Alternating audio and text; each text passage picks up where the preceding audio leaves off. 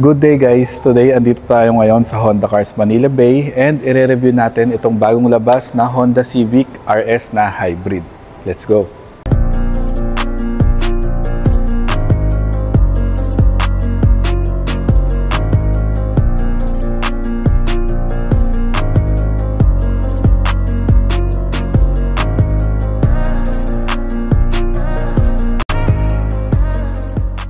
Umpisahan na natin agad dito sa engine niya. Yung engine niya is 2.0 eHEV or hybrid siya. Then yung battery niya is lithium ion and it produces 182 horsepower at 4,500 RPM and 184 Newton meters of torque at 5,000 to 6,000 RPM. And yung transmission niya is ECVT or electrical continuously variable transmission. Dito naman tayo sa exterior niya. Grabe yung sporty vibes ng RS trim na to. Medyo nakakapanibago lang dahil pag sinabi mong Civic, unang pumapasok sa isip ng tao is yung may mga naka-exhaust, maririnig mo agad yung pagkapino ng engine niya, pero dito, pag start mo, wala kang maririnig. Yung SRP pala nito is 1,990,000 para dito sa hybrid. Naka full LED headlights tayo with auto leveling na yan and LED din yung daytime running light natin pati yung hazard. Wala lang tayong fog lights dito sa variant na to. And kung mapapansin nyo, meron na ding additional na front sensor sa harap sa taas nung RS badge. Naka 18 inches na matte gray alloy wheels tayo. Exclusive lang yung ganitong design sa hybrid variant natin. And yung tire size niya is 235 by 40 ZR18. Naka ventilated discs tayo dito sa harap with ABS and yung suspension niya is MacPherson strut. Then sa likod is naka disc brake din tayo and yung suspension niya is multi-link. Naka-blacked out na side mirrors tayo and integrated na din yung side turn signals. Tapos meron ding lane watch camera. Ang ganda din ng door handle natin kasi medyo dark yung pagka-chrome niya. Equipped na rin to ng Honda Sensing and andyan yung camera niya. Then ito naman yung functions niya. Naka-black na shark fin type antenna na din siya. And ito yung LED na taillight natin and smoke na rin yung finish niya. Tapos yung RS badge natin andito sa right side and meron tayong spoiler and yung HEV logo. Tapos blue na rin yung Honda badge niya kasi nga hybrid siya. Sa baba naman niya yung ating reverse camera.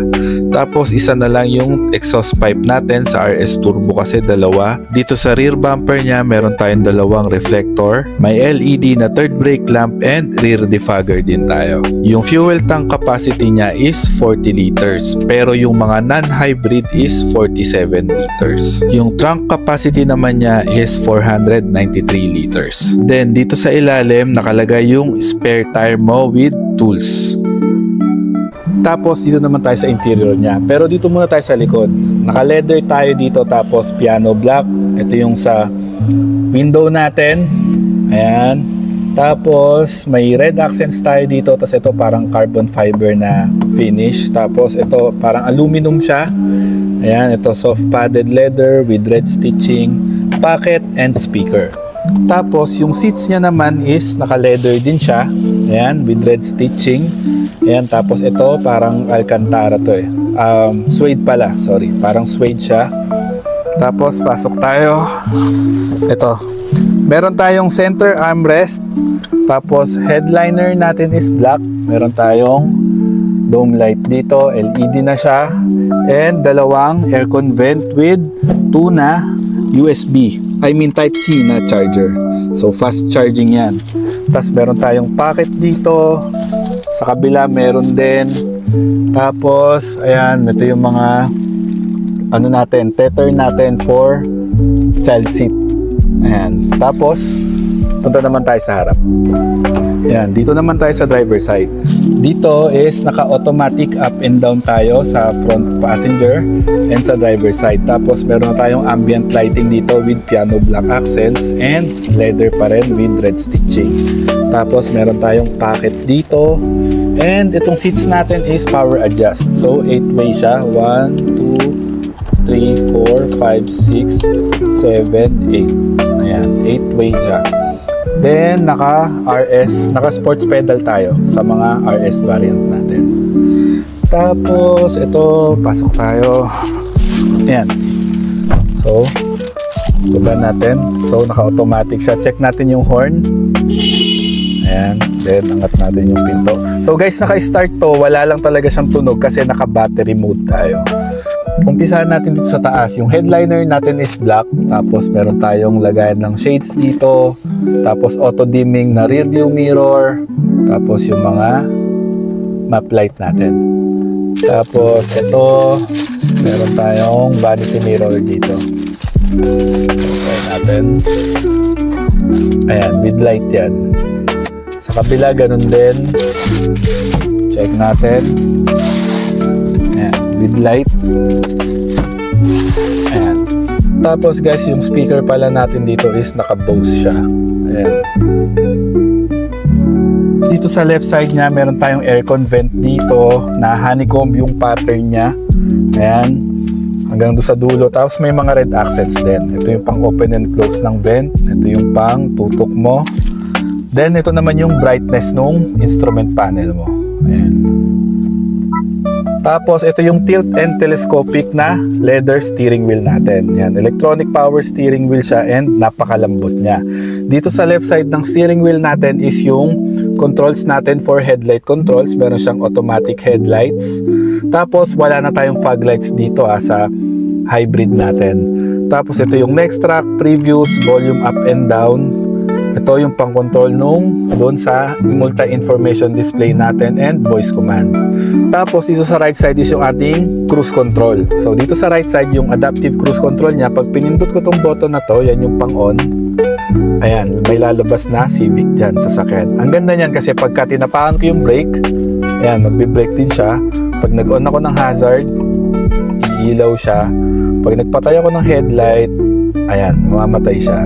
Ayan, pag binuksan ko. Tapos, kapag nag-signal ako sa right, ayan.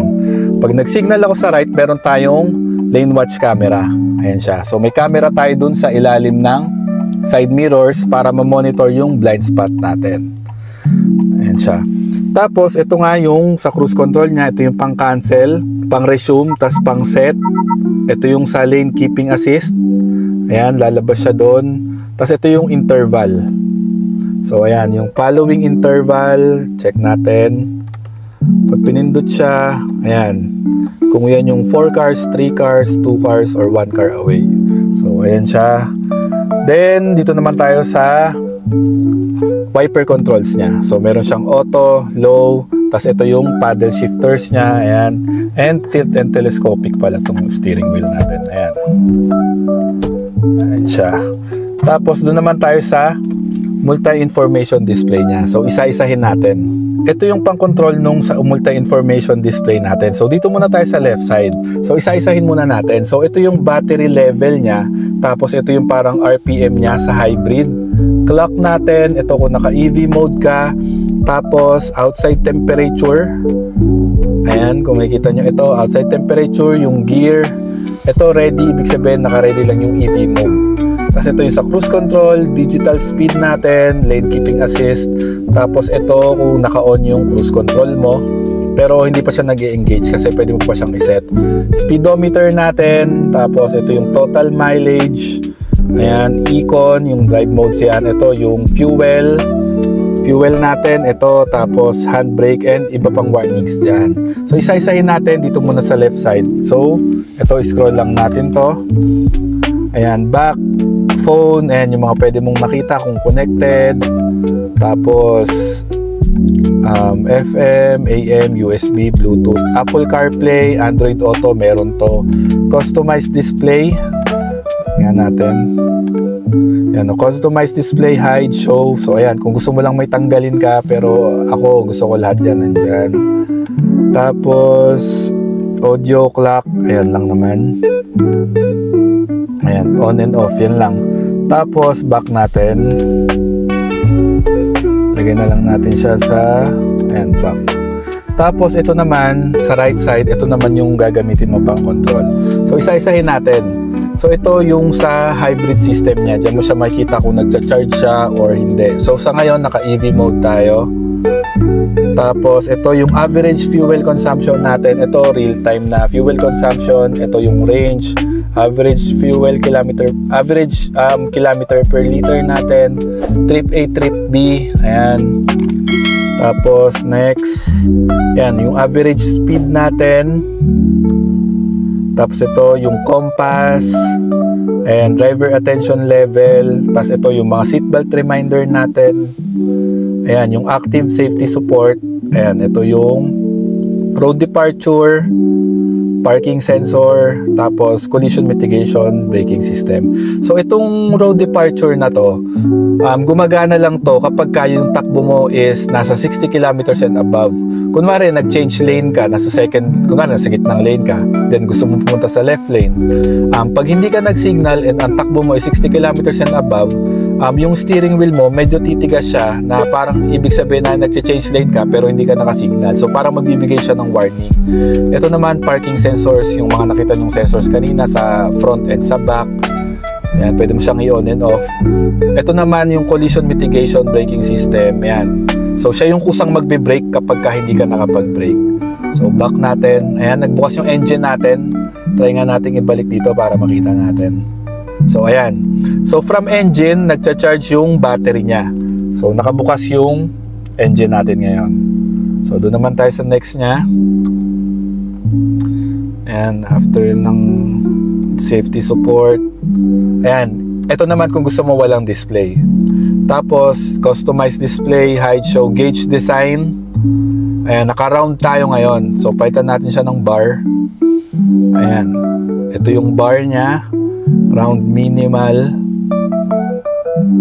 Ayan, kung gusto mo yung minimal lang when cruising. So, tapos off nga natin, try natin. Ayan, tapos round.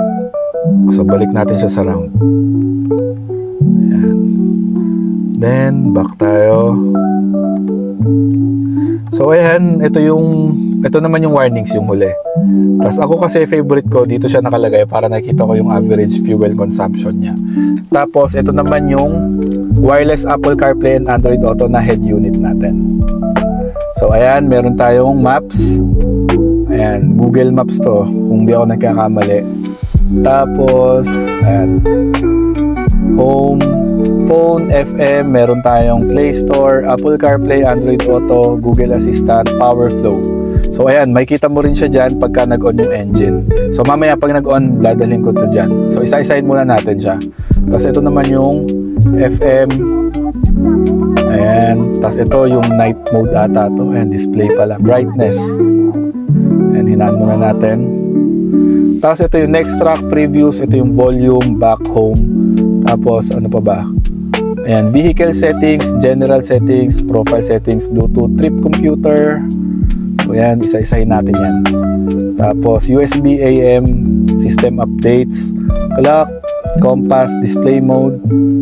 Ayan, all apps. Ayan. Galing may tunog pa siya. May podcast pa. Ano ba yan? Power flow, SMS, system updates. Ayan, sobrang dami Ulit nga. Lagyan natin siya sa vehicle settings. Ito, sobrang daming settings nito. So, pwede mo siyang baguhin. Ito, yung driver assist system setup. Ayan, yung forward collision warning distance. Ayan, ACC, adaptive cruise control yan. Forward vehicle detect beep. Ayan, lead car departure notification. Basta sobrang daming features nitong Honda Sensing na to. Tapos, ito, meter setup. Ayan, adjust time display. Isa-isahin natin. Ayan, tapos back. Ito naman, keyless access setup. So, keyless access beep. Ayan. Ito yung ginawa ko kanina, remote engine start. So, ayan. Pwede siyang i-start sa remote. Para halimbawa, gusto nyo ng palamigin, para pag sakay nyo, malamig na, ganun. Tapos, lighting setup, auto high beam, interior light dimming time. Ayan. So, ayan. Pwede mo ma-access lahat ng settings dito. Door setup, auto door unlock, shift to P. Ayan. Walk away, auto lock. So pag nakalimutan mong i-lock, kusa siya maglalak pagka lumayo yung susi sa kanya. Ayan, lock pressuring, lock presetting, tapos individual settings. Ayan, siguro sa ano na to, pagka personal na gusto mo na. So ito, meron tayong 3 na drive modes. Pwede mo rin naman siyang ma-access dito. So ito yung drive modes niya. So naka Econ mode tayo eh. Ayan, Econ, normal, sport, tapos individual. Siguro ito isa-set mo pa. Ayan o. So sabi niya ganyan. So isa-set mo pa yan. So tsaka na natin gawin yan. So lagyan mo natin siya sa ayan, sport. So naging sporty siya. Naging red siya. Pati ito nagbabago. So pakita natin. Tapos ayan yung normal. Ayan siya. Tapos Econ. Ayan. So lagyan natin siya sa ayan, normal. Ayan, lagyan mo natin sa normal. Tapos sa baba ng infotainment natin is yung honeycomb pattern natin na aircon. So ito yung pantutok mo, hazard, and ito yung rotary knob natin with illumination. So ayan, ito yung pang on and off, fan speed natin. Ayan, ito yung auto, temperature mo, ito dual zone na to. So kung gusto mong medyo mainit dito tapos malamig sa kaliwa, pwede. Pero pag pinindot mo siya, magsisync siya. Tapos ito yung max cool. Ito yung different zones mo. Ayan. Tapos front defogger, rear defogger, AC off, AC on. Tapos ito yung recycler natin. Sa baba niya, meron tayong Type C na for charging and 12 volts na power outlet. Tapos meron tayong wireless charger dito. Ayan, sa baba. Pwede mo siyang i-on and off. Ayan. Tapos, yung shift knob natin is leather siya with red stitching. Tapos may silver accent sa paligid. Dalawang cup holder dito. Tapos parang carbon fiber yung finish nito eh. Tapos, lagay natin siya sa reverse. Meron tayong 360 na sensor dito. Tapos ito yung wide view ng camera natin. Normal and top view. So ayan. So may mga sensor naman tayo dyan. So kompleto naman. Wala lang tayong 360 na camera. Tapos yung neutral and drive. So ayan. Tapos ito naman yung electronic parking brake natin and auto brake hold. So itong auto brake hold is napakagandang feature nito lalo na sa sobrang traffic kasi gamit na gamit talaga yan. So pag nag full stop ka, kahit naka-drive ka, siya na yung kusang magbe-brake. So iwas ngalay na lalo na sa mga stop and go na situation. Tapos ito yung center armrest natin, leather siya. And ayan. Wow. Tapos sobrang lalim na. Ayan, malalim siya. Malaki. Tapos ito yung ayan, may damper pa. Ayan. Yung glove compartment natin. Tapos again, ito yung interior nung Civic na RS Hybrid. Maganda yung interior nito, talagang napaka-premium nung dating.